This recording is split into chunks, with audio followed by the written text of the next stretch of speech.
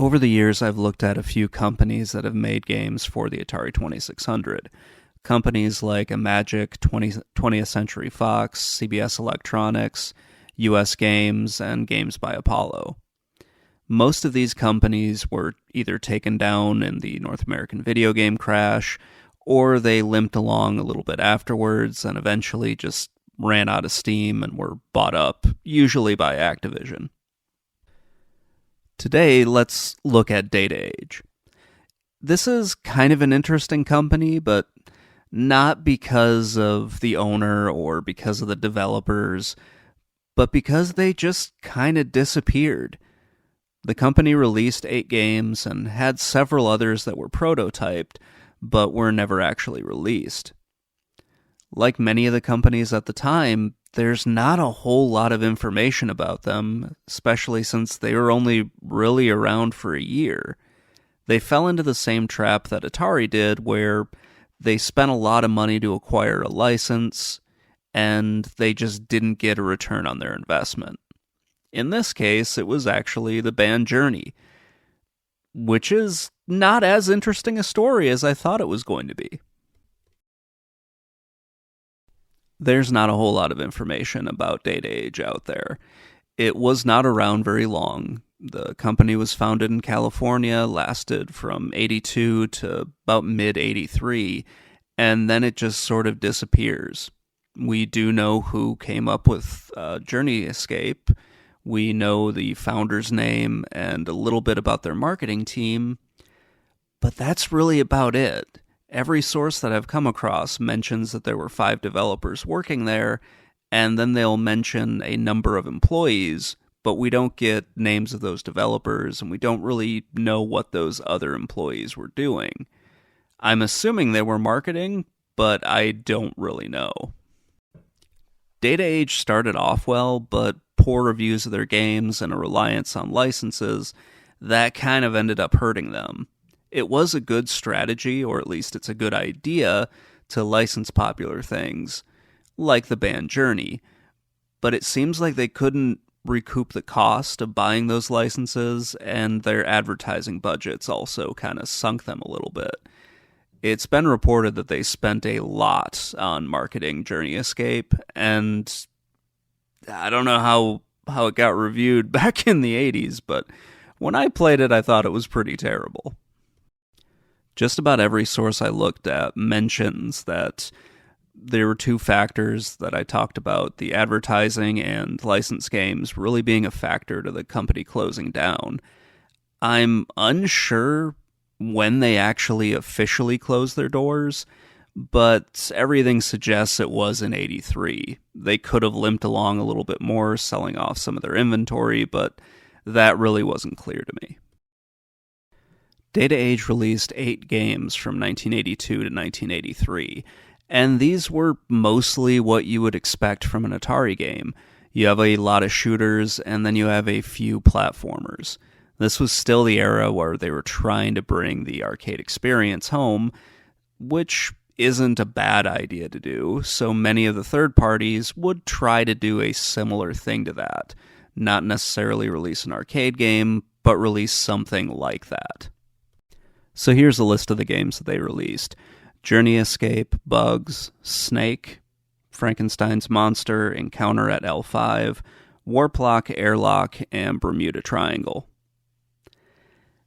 Now, I don't really like all of these games. I think the best 2 that they released were Frankenstein's Monster and Encounter at L5.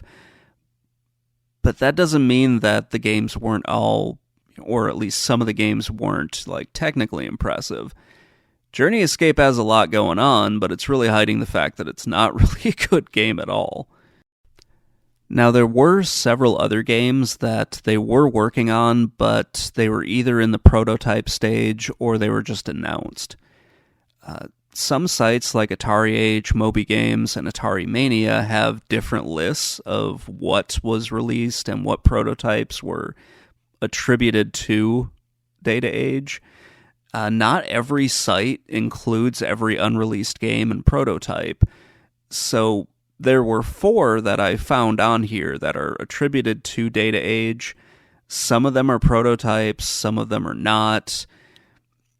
Anyway, there are just 4 that I found, and that's Secret Agent, Mr. Bill's Neighborhood, Smokey Bear, and Mr. T. Now, part of the frustration with this was just finding a comprehensive list or cobbling one together from these different sites. So Atari Mania lists a game called Survival Run. This is the only place that I have seen this game mentioned. The site explains that development stopped at some point for unknown reasons. The post kind of speculates that the game wasn't coming together as the developers wanted, and I can only guess that meant that it wasn't very fun. I'm not sure if that's really why. I mean, some of these games, I would say, probably should have also been canceled, but yeah. I'm unsure why this game isn't mentioned elsewhere, or how it was discovered. Atari Mania does have the ROM available if you want to play it. A little bit about Journey Escape here. It's mentioned that it was the game that kind of sunk the company, or at least it's pointed to as being the game that sunk the company. They spent $4.5 million on its marketing campaign. That include TV advertisements, and I'm guessing magazines and other stuff as well. The game just didn't, sell well, and it had pretty poor reviews. I don't know exact sales figures, but I just keep seeing that it had low sales. This game is different from the Journey arcade game that was released around the same time. There is also one source that points to Bugs and Snake as 2 of the worst games ever made, and I just kind of laugh at that. I know what everybody's probably going to say. It was the North American video game crash.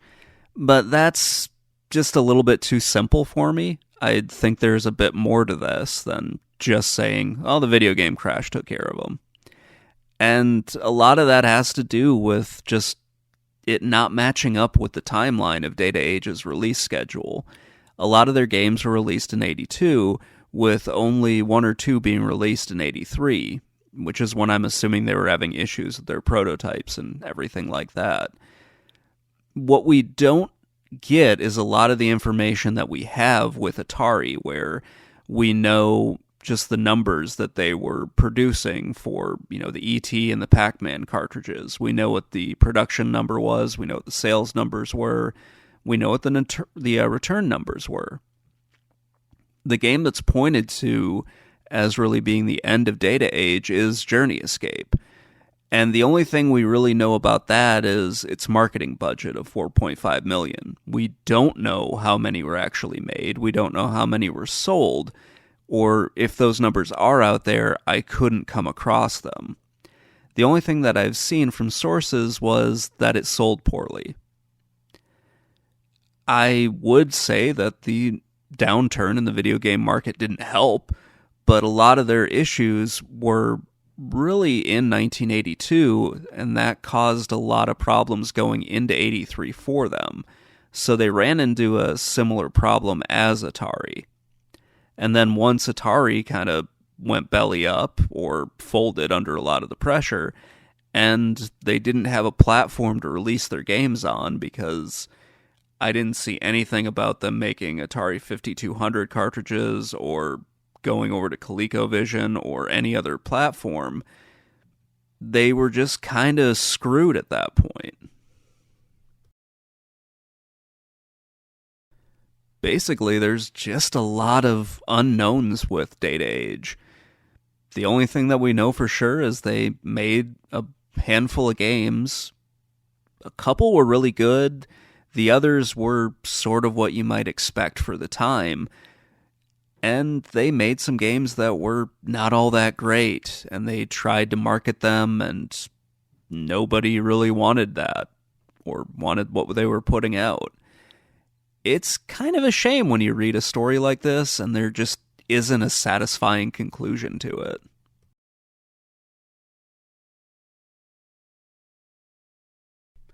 This is one of the companies that I just wish there was more information on. I was only able to find one of the 5 developers.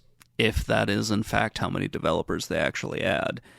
I don't even really know when the company ceased to exist, just when they stopped making games, roughly.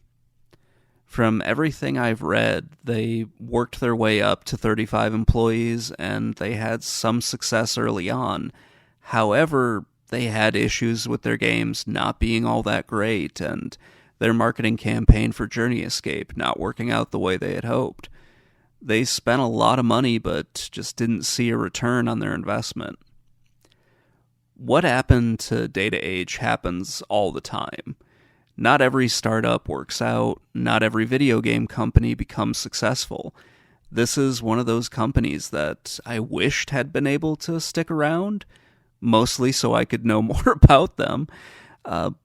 If I find out more information on Data Age, I'll probably make another video on it if I just decide I really need to find out more about them. But this is kind of where their story ends, just fading off into obscurity like so many other games from the 1980s and so many other companies that tried but just didn't succeed. Anyway, that's going to wrap things up. Let me know what you think in the comments below, and I will talk to you later. Bye.